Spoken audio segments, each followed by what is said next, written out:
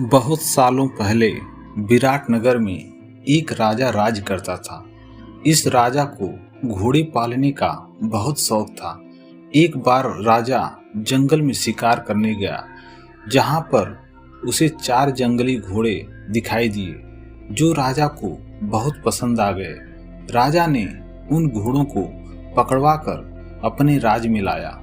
राजा इन घोड़ों पर सवारी करने का बहुत प्रयास किया, लेकिन जंगली घोड़ों ने अपने ऊपर बैठने नहीं दिया।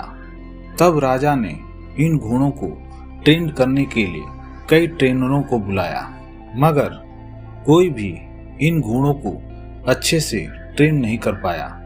जब भी कोई इन पर बैठने की कोशिश करता तो यह उसे तुरंत अपनी पीठ से फेंक देते या उसे लात मार देते।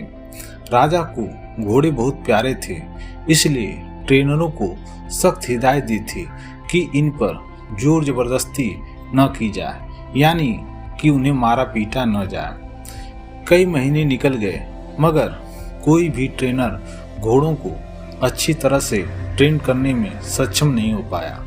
तब राजा ने अपने राज्य में ढिढोरा पिटवाया कि जो भी व्यक्ति इन घोड़ों को अच्छे से ट्रेन कर देगा उसे बहुत बड़ा इनाम दिया जाएगा। कुछ दिनों बाद एक युवा ट्रेनर राजा के पास आया। राजा ने अपनी शर्त की घोड़ों को ट्रेनिंग बिना मार पिटाई होनी चाहिए, ऐसा उस युवक को बताया। युवक ने राजा की शर्त मान ली और अपनी तरफ से भी राजा के सामने 2 शर्तें रखी। युवा ट्रेनर बोला, मैं आपकी हर शर्त मानने के लिए तैयार हूँ, मगर मेरी भी 2 शर्त जो आप मानो तभी मैं आपके घोड़ों को ट्रेन कर पाऊंगा। राजा ने कहा, पहले शर्तें तो बताओ। ट्रेनर बोला, पहली शर्त है कि मुझे इन घोड़ों को ट्रेन करने के लिए कुछ महीने या पूरा साल भी लग सकता है, उतना वक्त दिया जाए। और दूसरी शर्त यह है कि इन घोड़ों के खाने पीने रहने का बंदोबस्त पूरा मुझ पर छोड़ दिया जाए। राजा के पास कोई और विकल्प नहीं था। कोई भी ट्रेनर आज तक घोड़ों को ट्रेन करने में सफल नहीं हो पाया था, और अब तो नए ट्रेनर्स भी आने बंद हो गए थे। राजा ने युवा ट्रेनर की सारी शर्तें मान ली और घोड़े उसे सौंप दिए।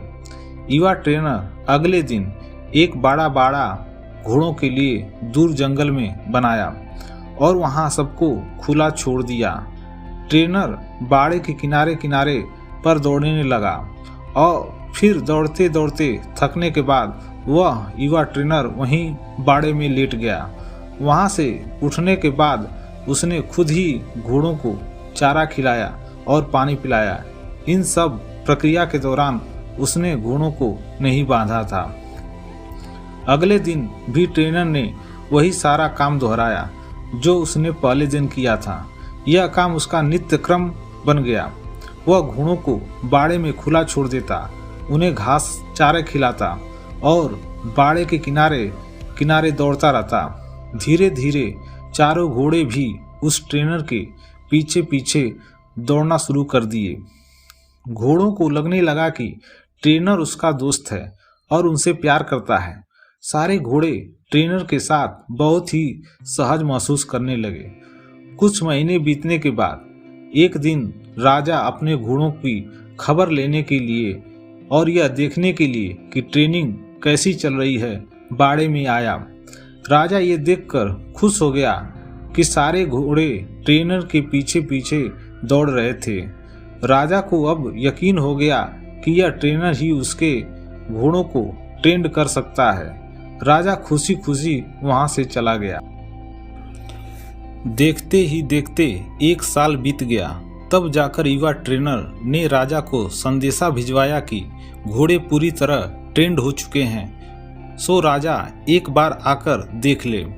राजा की हाजिरी में युवा ट्रेनर ने एक के बाद एक सभी घोड़ों की सवारी किया और उन्हें मनचाही जगह पर ले जाकर दिखाया।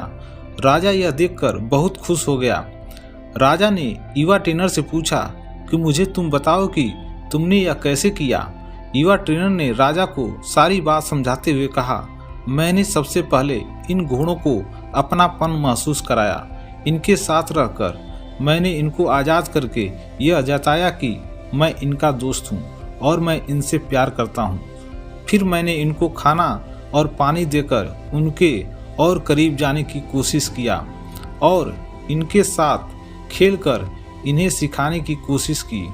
इस तरह धीरे धीरे यह मुझे अपने करीब आने देने लगे, अपनी पीठ पर बैठने देते और फिर एक दिन ऐसा भी आया जब मुझे यह पीठ पर बिठाकर दौड़ाने लगे। राजा ने युवा ट्रेनर की समझदारी की प्रशंसा की, उसे वादे के अनुसार बहुत सारा सोना की मुहरें दी और साथ में हमेशा के लिए इन चारों घोड़ों की देखभाल करने की नौकरी भी दी। दोस्तों, कहानी तो बहुत ही मज़ेदार और रोचक है, मगर इसका जो सारांश है बहुत ही गहरा है। अगर मनुष्य के जीवन के साथ इन चार घोड़ों की तुलना की जाए तो यह चिंता, क्रोध, घमंड और लालच है।